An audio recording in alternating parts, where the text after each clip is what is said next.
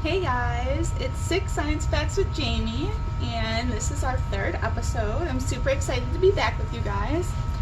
Alright, let's just dive right in.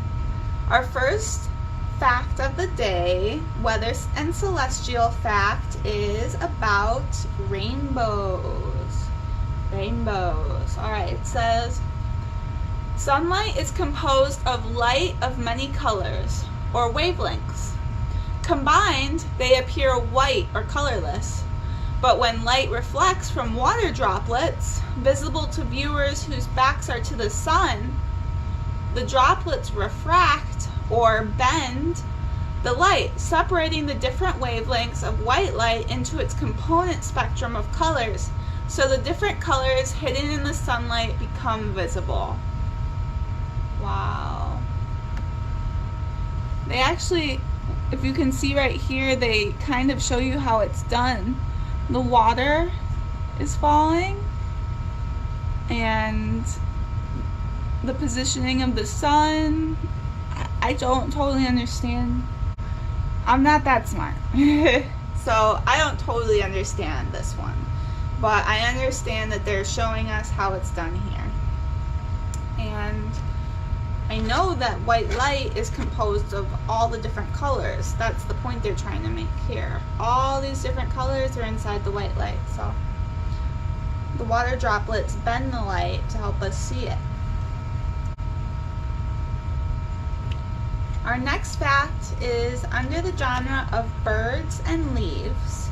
And today we're going to learn about the ginkgo leaf. I guess that's what the ginkgo leaf looks like. The ginkgo leaf is a living fossil. It is related to some of the earliest known trees preserved in fossil record. Unlike most other trees, the ginkgo does not drop its leaves gradually in the fall, but all at once in a shower of yellow leaves. Wow, that's so interesting. I had no idea. When it says that it's a living fossil, it means that ginkgo trees have been growing on Earth for hundreds, maybe thousands of years.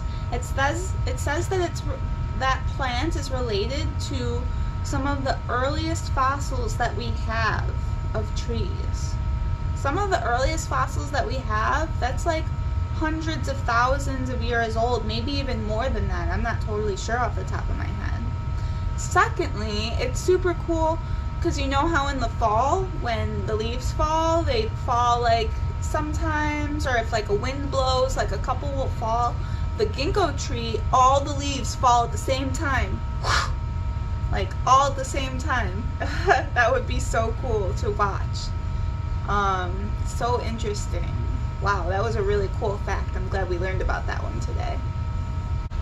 Our third fact of the day is about flowers and bugs. And today we are learning about the dung beetle. The dung beetle. Look at that illustration there. Dung beetles get their name from their unusual diet, which is the feces of other animals. Many dung beetles roll balls of dung to their burrow where the female lays her eggs. The sacred scarab of the ancient Egyptians was a variety of the dung beetle. Wow. Okay, that's pretty weird.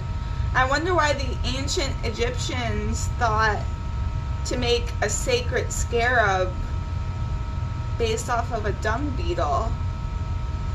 I think supposedly they're like really strong. But besides that, I mean, this card just says that they eat poop and they lay their eggs in poop. So that doesn't seem that special. That's pretty gross, actually. Gross fact.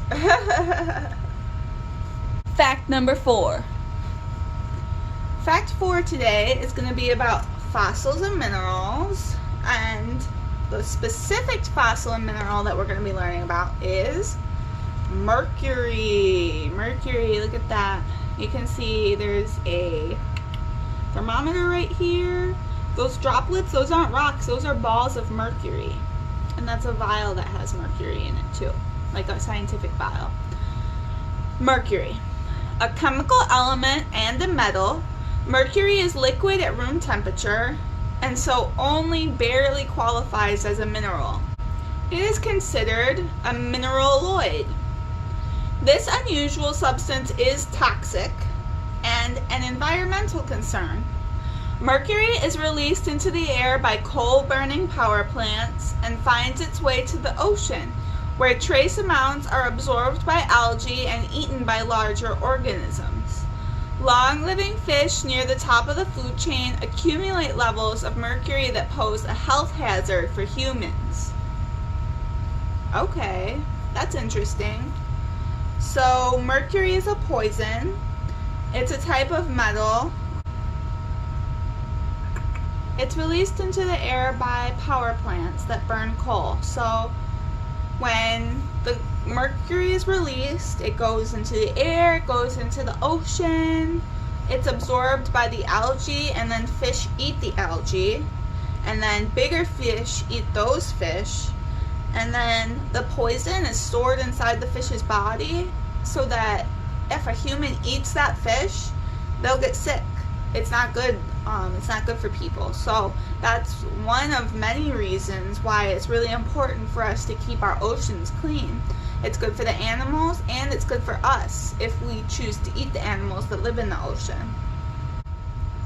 Number 5, the mammal that we're learning about today is the beaver. The beaver. Aw, look at that cute little guy. I love that illustration. The beaver is the second largest rodent and a renowned engineer. It gnaws and fells trees with its sharp teeth and builds dams reinforced with brush and mud, blocking watercourses to create a pond. In the middle of the pond, beavers build shelters accessible only from underwater, which they share with their families. Aww.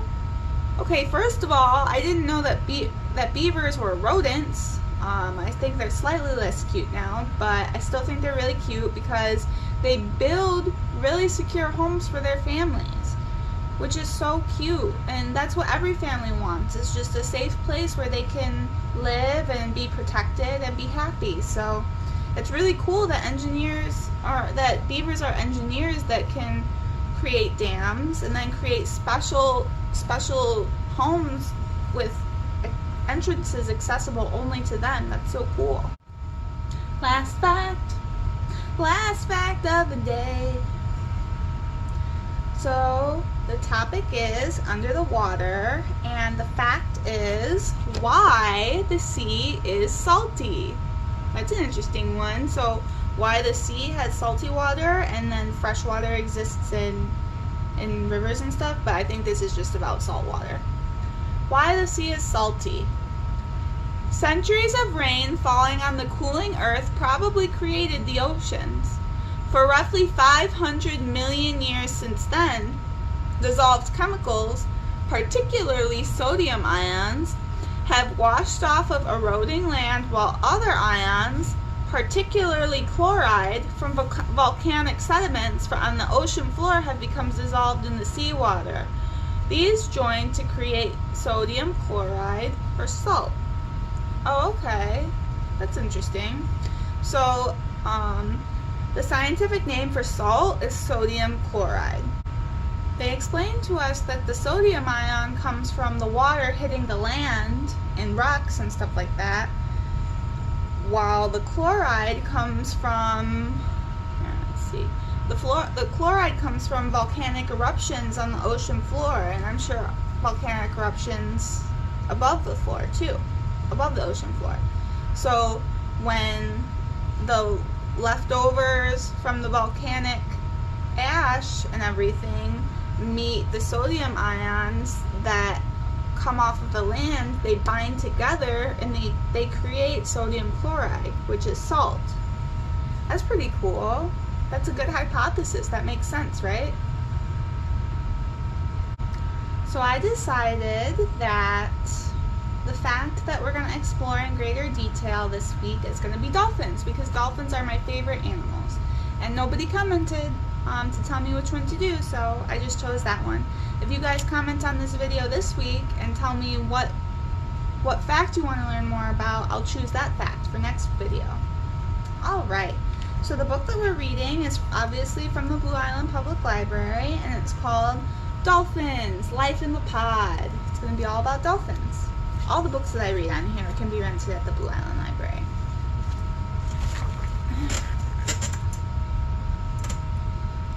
Dolphins live in groups called pods.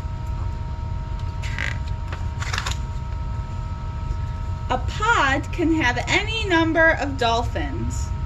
Some pods have hundreds of dolphins.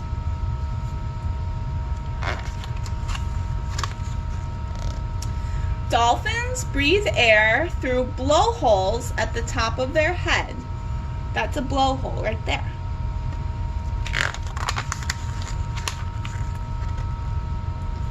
Spotted dolphins and spinner dolphins are two kinds of dolphins. So we can see here that's the spotted dolphin. We can notice the spots on him right there. And that's the spinner dolphin. I'm not sure why he got that name.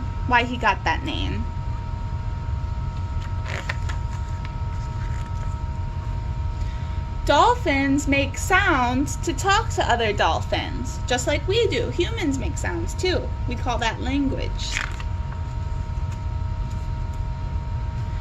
The pod works together to hunt for food. Dolphins eat fish, squid, and shrimp. Some shrimp right there. That's what fishies look like. When a dolphin finds a fish to eat, it makes sounds to tell the rest of the pod.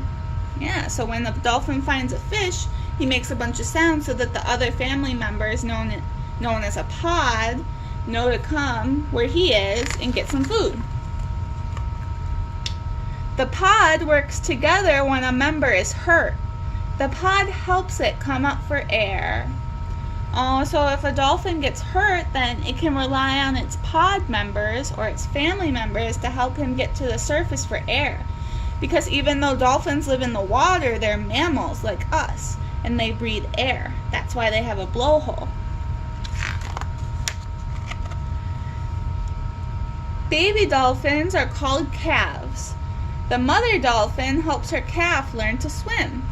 Do you guys know any other animals that's babies are called calves? I can think of one off the top of my head, which is a cow. A cow. Calves stay with their mothers when they are young, just like most animals. Most animals, the mothers take care of the babies, at least for a little while. The end. That was a quick one, but we learned a lot about dolphins, and those were some nice pictures. Okay, so that was 6 Science Facts with Jamie. Thank you for tuning in. Comment, let me know what fact you want to learn more about next week, and have a great day. Bye!